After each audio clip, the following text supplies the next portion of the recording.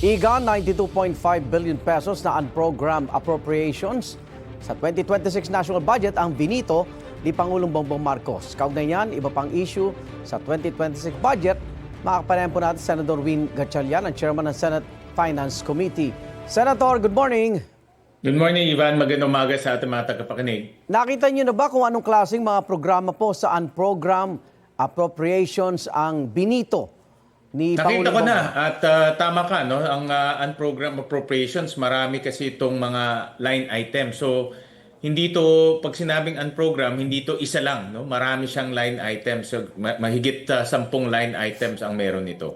Alin ang pinakamahalagang parang maapektuhan yan kung wala na yung budget dyan? Actually, even bigyan ko lang ng konteksto at diin. Yung mga huling taon, merong isang line item dyan, ang tawag ay sagip. Ito ay lump sum na pinagkukuhaan ng pondo para gumawa ng flood control. Okay. Kaya naging controversial at naabuso itong pondong ito, itong tinatawag nating sagip. Yan naman ang tinanggal ng Senado.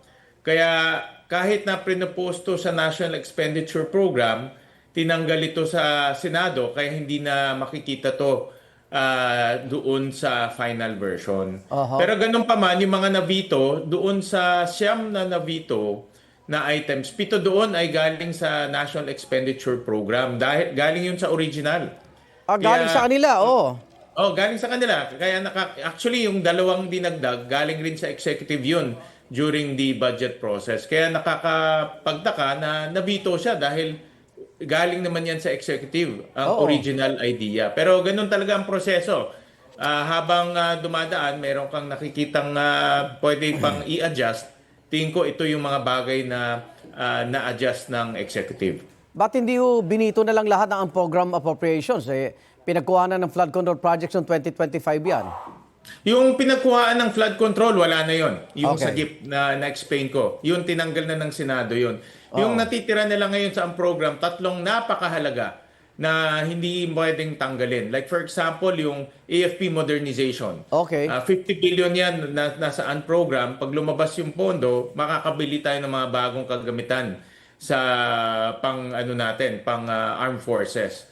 Yung pangalawa ay yung foreign assisted projects. Loan yan. Paglabas ng loan, ay bibigay nga agad yan sa implementing agency para magawa yung mga infrastructure. Yung pangatlo, yung tinatawag nating risk management. Ito yung mga, for example, mayroong problema sa pag-implementasyon ng project. Diyan kinukuha yung pangbayad sa mga, let's say, sa supplier o doon sa mga nagpahiram ng pera. Hindi ba pwedeng zero na lang yung unprogram kasi dyan din kinukuha yung utang eh. Actually, pwede siya technically. No? Pero sa laki ng halaga, sinasabi ko nga kahapon to, sa laki ng halaga, kailangan yan planuhin mabuti sa umpisa pa lang sa National Expenditure Program. Hindi pwedeng tanggalin yan sa dulo. Kasi pinag-uusapan natin, ang original program is for 247 billion.